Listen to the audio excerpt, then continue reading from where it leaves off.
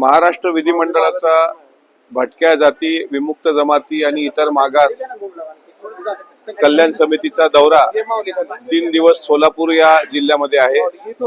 काल आम्ही अनेक ठिकाणी भेटी दिल्या। आज माझ्यासोबत उमरगा विधानसभा मतदारसंघाचे आमदार श्री स्वामी साहेब सुद्धा आहेत, प्रशासन सुद्धा या ठिकाणी आहे।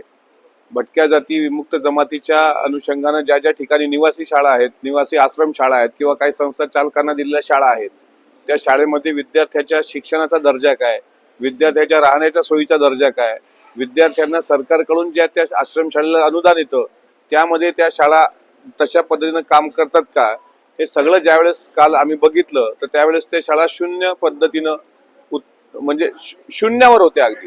म्हणून 2 शाळा आणि त्या शाळेच्या मुख्याध्यापकाला निलंबित करण्याची कारवाई सुद्धा या समितीने केलेली आहे। समितीचे 3 विभाग आज आम्ही केलेले आहेत। एका विभागामध्ये खुद्द चेअरमन सुहास कांदे साहेब एका विभागाकडे गेलेत, दुसऱ्या विभागाकडे आणखी 2 आमदारांची समिती आणि आम्ही 2 आमदार, एक विधानसभेचे आणि विधान परिषदेचे, आज मंगळवेढा आणि परिसरातील आश्रमशाळेंना भेटी देणार आहोत। याच्यामध्ये जर संस्था चालकांचा काही गैरव्यवहार असेल, विद्यार्थ्यांना चांगल्या शैक्षणिक दर्जा सुविधा नसतील तर त्यांच्यावर निलंबनाची कारवाई सुद्धा तितक्याच ताकदीने प्रस्तावित होईल। उद्या सर्व जिल्ह्याचा याबाबतचा आढावा घेतला जाणार आहे।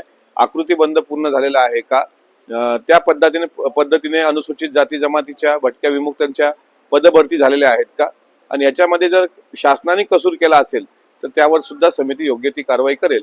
आज पंढरपूरला दर्शनाच्या निमित्तानं आम्ही आलेलो आहोत आणि पांडुरंगाला रुक्मिणीचं पांडुरंगाचं दर्शन घेऊन महाराष्ट्राच्या बळीराजावर जे आज अवकाळीचं संकट सदृश्य परिस्थिती आहे किंवा आता 2 ते 3 तासामध्ये रेड अलर्ट जाहीर केलेला आहे मुंबई, ठाणे, कोकण, पालघर या भागामध्ये 3 दिवसावर पोळा तोंडावर आहे आणि अशा वेळेस बळीराजावर आलेलं हे अस्मानी संकट हे लवकर दूर होऊ दे आणि या महाराष्ट्राच्या शेतकऱ्याच्या पाठीशी जसं सरकार खंबीरपणे उभं आहे तर त्या शेतकऱ्याला सुद्धा त्याच्या डोळ्यात जे आता आसू आहेत, म्हणजे नांदेड, मुखेड या भागात आपण बघितलं जनावरं वाहून गेली, अनेक ठिकाणी ढगप फुटीच्या सदृश्य परिस्थिती आहे। तर हे संकट आणि सावट महाराष्ट्रावरचं लवकर दूर हो हे साकडं आम्ही पांडुरंगाला आज घातलं।